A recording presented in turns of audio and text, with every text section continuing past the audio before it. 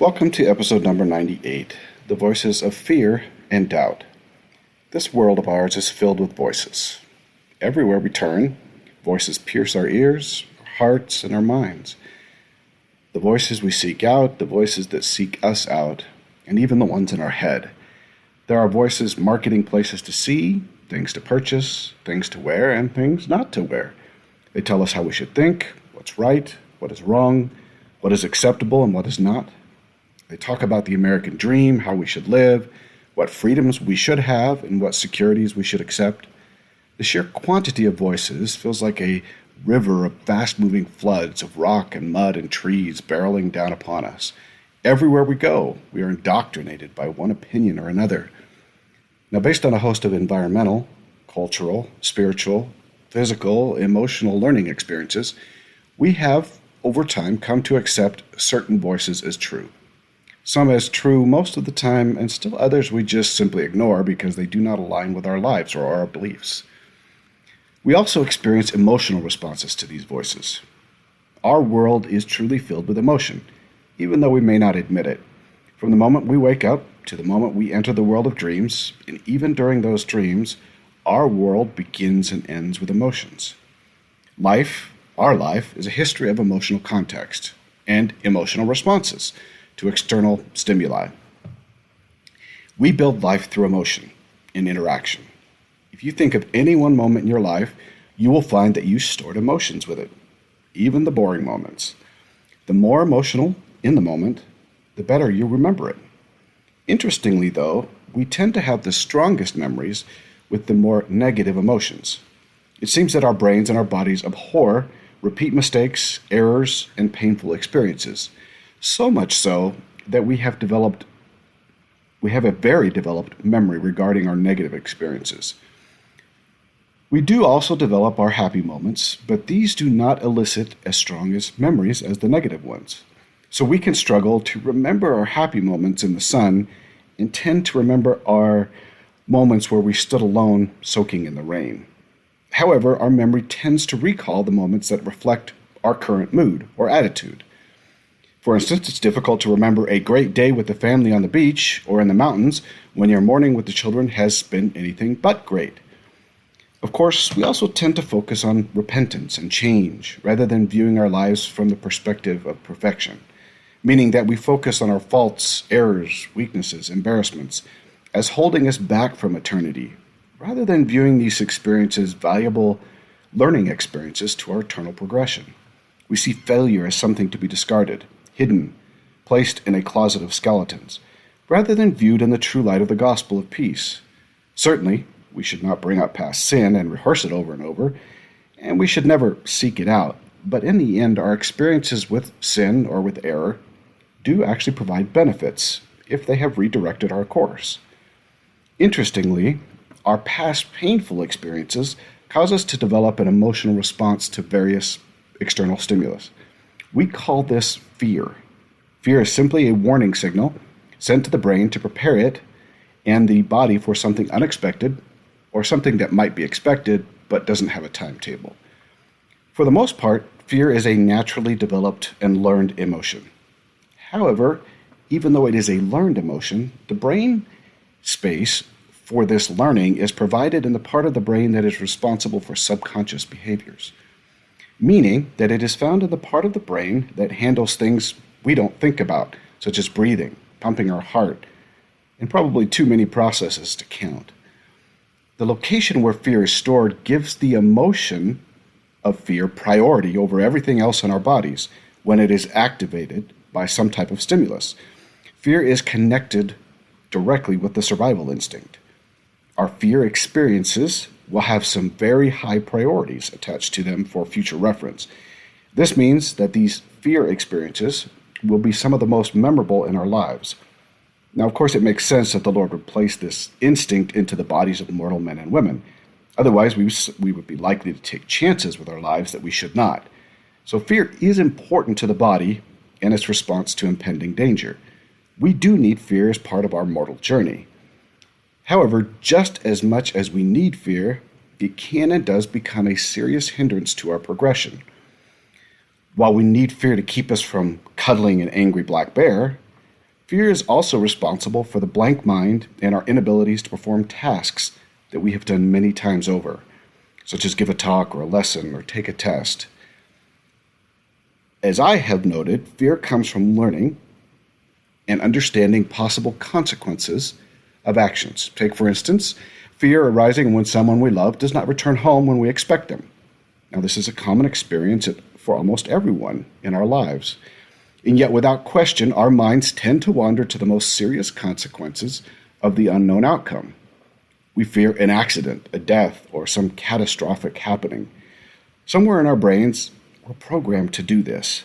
Call it a survival instinct or an avoidance of added pain when the worst happens. Call it what you will. Fear will drive us to think far beyond the statistical possibilities and outcomes. A detrimental outcome of a car accident is going to be very small, and death from that accident even a smaller statistic. But we give such great weight to these small possibilities, and we focus on them rather than weigh the possibilities based on what is most likely to happen and what is most likely to occur statistically. It is important to understand this nature of ours to overemphasize the remote problems and to underemphasize the most likely outcomes. This is true for individuals, again, who do suffer with mental illness and who do not. However, mental illness will add a whole new dimension to the emotion of fear. Now, before I jump into the emotion of fear and mental illness, I wanted to add another emotional dimension into the picture. That emotion is doubt. Doubt and fear tend to run together when we have to make choices and decisions based on, let's say, limited knowledge. For humans, much of life is going to be based on limited knowledge, and we will face the unknown probably daily. Doubt is the emotion of indecisiveness brought about by fear. If there were never a fear in our emotions, doubt would never appear. But that is not the case, and will likely never be the case for any of us. Doubt is that feeling where one does not feel that they have sufficient evidence or understanding to make a firm decision about what we believe or even our future. Doubt is, in some ways, a type of fear. If we doubt, we are fearing to choose incorrectly. Before we get too down on the word doubt, I guess, it's important to remember that doubt itself is not the problem. It can be a catalyst to finding truth. Questions represent our doubts. If we have a doubt about the Book of Mormon, we are likely questioning its authenticity and attempting to find the truth. The doubting question is not a problem if the doubt stirs someone to action, to find out what is true. However, doubt has a much darker side, where it can become paralyzing to us. If we allow serious levels of doubt in our minds without action to resolve the doubt, it can become a cloud of inaction, stopping progress and both physically and our spiritual lives. Now, talking about normal minds versus mental illness minds, the normal mind will obviously have doubts and fears. However, there is some control to these doubts and fears, and the emotions that come with them, that come to the surface, they come in more expected ways. Meaning, normally, we don't fear or doubt without something pending, like a talk or a performance, a difficult question, or a difficult discussion with a spouse or a colleague. The normal body does not turn on the fear emotion unless external stimuli cause it to be activated.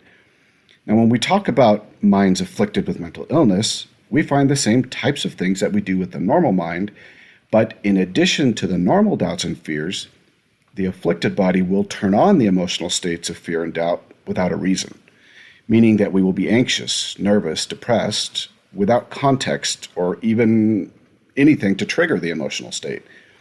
What this means is that we have emotions with no logical reason for them. Now, the mind needs the logical reason for why we are feeling anxious or fearful. And so because the mind does not like this disjointed problem of feeling doubt and fear without a reason, the mind will begin to insert a false reason or search until it finds one that makes sense. Of course, any reason is going to be a false one because no reason exists except for the mental illness. The body activates these emotions as actually part of the illness, part of the body chemistry. Once we enter our episode of mental illness and the forced emotional states of fear and doubt, our mind is left to fill in the blanks. Filling in the blanks doesn't make rational sense because there are no true reasons. And saying that I am mentally ill and these feelings are just part of the illness really only gets you so far. That is because our emotional state is truly our reality. We see life through these emotional states. So the mind has to provide the backstory so that the emotions are justified. Often, depression feels like sin. So we will return to our past memory of sins, believing that we might not have sufficiently repented. We will dig up our grievances, relationships, abuse, pain, and suffering so that we can feel as though our pain has value and meaning. When we try to work through the past issue, telling ourselves that we had resolved the issues or grievance, doubt seeps into the mix, and those terrible words come to the mind, "Are you sure?" Or, "If that is the case, why do you feel the way you do? Why do you feel so bad?" And so we fight our conscience until we give in to some made-up reason about our current feelings that, for the most part, isn't true. Now, doubt and fear has always been part of my life because of mental illness. There isn't much that I haven't doubted in the gospel at one time or another. When the episodes come and it deepens above one's capacity, doubt always walks in the door side by side with his friend fear. They, of course, come and sit down, and that voice begins in our heads. Why do you feel depressed today? Why do you feel bad? Did you do something wrong? Did you forget something? Why do you feel guilty? Did you sin? Did some past sin or error not receive its full attention? Now, unfortunately, no answer will be satisfactory to these questions of doubt and fear. No matter how you answer the questions, you are going to continue to feel doubt with any answer. A couple of major problems arise when the body turns on the doubt and fear chemistry, and they flow into our hearts and minds without reason. The first of these issues is generally the worst. Our minds are not programmed to doubt. Question, yes, but not doubt. Our mind abhors the indecisive feeling that comes with doubt, and so it tends to dwell on our problems of doubt until we find a resolution for those feelings. If it can't link the feeling with some past mistake or sin, then it can't resolve the indecisive feelings. So in the end, it is very easy to attribute our feelings of doubt and fear to our own past actions, and that we are actually deserving of the guilt, pain, and suffering that is occurring within our minds and bodies. Now, the second problem associated with doubt is that in some senses it robs our faith and then our happiness by lessening our ability to feel the Spirit. When feelings of doubt, indecisiveness, fear enter our minds, a battle of spiritual faith and mortal doubt begins. Our testimony or of all the spiritual evidence, our testimony or all that spiritual evidence we have received through our efforts throughout our life and the fundamental feelings of truth are slowly replaced with questions and doubts about the answers. That is because our feelings are bound into our experience. As doubt and fear enter our minds, our memory will shift to moments where we have felt these emotions, bringing with it all of our past sins and insecurities. Without the ability to feel the Spirit, or even a lessened capacity to feel the Spirit, our memories of spiritual experiences will be difficult for us to recall. Those spiritual moments we have experienced are fundamental to our testimony and conversion. Without the ability to easily return to spiritual moments and, as you say, feel them or relive them again, we can become as one who is searching the gospel anew, asking fundamental questions that really have already been answered. Now, through depressive and anxiety-laden incidents, I have been brought to those moments of question, doubt, and indecisiveness, and feeling as though I had lost my way and my testimony, and as though I no longer knew what was true or if it mattered to me. Being within the vortex of mental illness, one can easily feel as though they have lost their testimony, or worse, that our Father in heaven does not exist, or if he does, he doesn't care. Now, I felt those moments regularly during my episodes. Then, when the episode has subsided, spiritual feelings slowly returned, and the symptoms of doubt and fear would also ease. I would then be able to piece my testimony back together, remembering and feeling those spiritual moments in my life. I have, in many ways, been converted to the gospel over and over again through my illness. But the moments of depression and anxiety have caused me grief, loneliness, and fear. For some individuals, depressive or anxiety-laden moments last for months and years, ebbing and flowing but never really subsiding.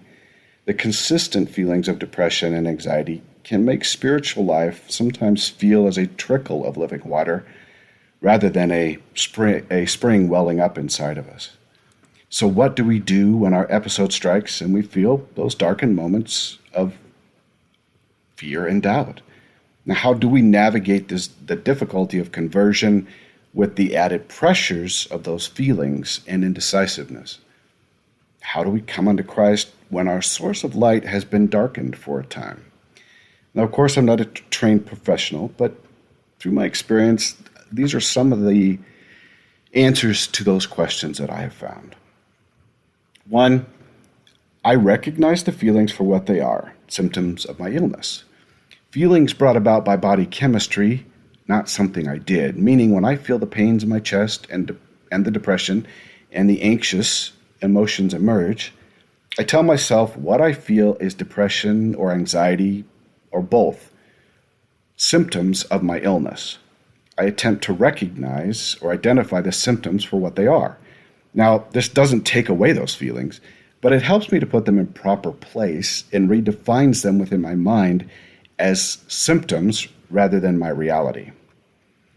Now, the second thing is when I feel like my testimony is waning and I begin to question what I believe, and I have recognized it as the mental illness, I try to avoid making decisions about what I do and do not believe to be true, meaning I attempt to hold my ground and wait for the feelings to subside before I move forward with any action. This does mean that I read scriptures, attend church, attend the temple, and do what I can to help maintain the spirit, even though I may not feel its full effect in my life. I avoid asking fundamental questions about doctrine and the truth of the doctrine. My intent during this time frame is not to make any serious changes about what I believe or my standing with the Lord during those episodes. So 3, another way that I have navigated these feelings was and is to disregard them and to turn to a more rational perspective, meaning I specifically choose not to trust my feelings, whether they were correct or not. I would, and still do at times, lean upon my rational side of mind rather than what I feel. Now, I understand this is not an easy task. Generally, our emotions consume us when an episode arrives. It's going to feel impossible to ignore the feelings and to shift to a more purely rational mind. So what do I mean by switching to the rational? Instead of feeling that the word of wisdom or the law of chastity is true through inspiration from the Spirit and my own experiences, I switch to the rational thoughts that takes into account my experiences and testimony with them. I know that in the past I have felt a great testimony of the commandments.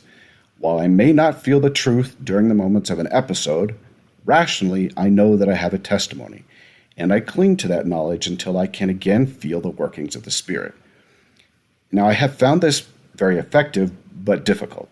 No matter how hard you try to push away the doubtful or fearful emotional context and those feelings of the moment, they are still working in your mind. Disregarding the emotional context can also make one feel as though they are rejecting their own identity. You can feel more like two people living in the same body. However, for me, this shift to rational thought and explanation is one of the many methods I have used regularly during my episodes to stay attached to gospel principles. So 4, avoid the trap of doing more, being more. Now, this one has taken me a very long time to learn.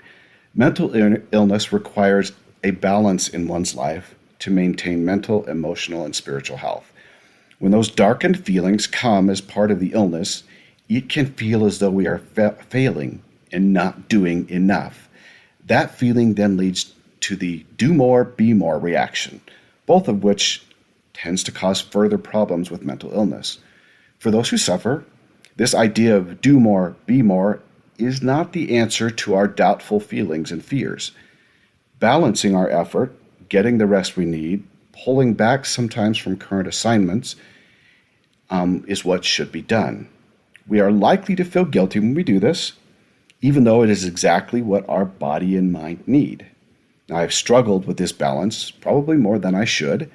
I think it comes from just that independent nature and culture where I've been raised, and the answer to never say no to service. But if one is willing to rationally throw out the guilt and maintain a healthy balance of effort based on what we can do, episodes are going to tend to be shorter and feelings towards the gospel stronger. Collapsing ourselves mentally, physically, emotionally, and spiritually, trying to do more and be more, does not provide for any benefit or a fertile ground from which our testimony can grow.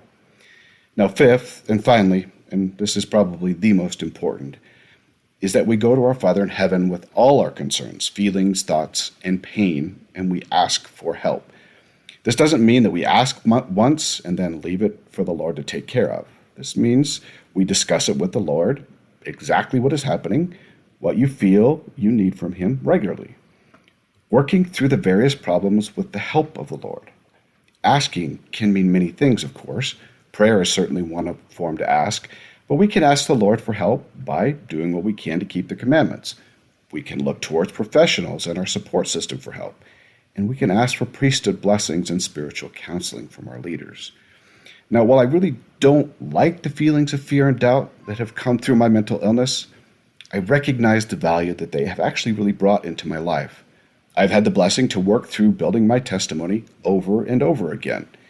Now, while that may not sound like much of a blessing, it has been very helpful to me in solidifying my testimony of a loving, forgiving Savior and the power of the priesthood and its covenants.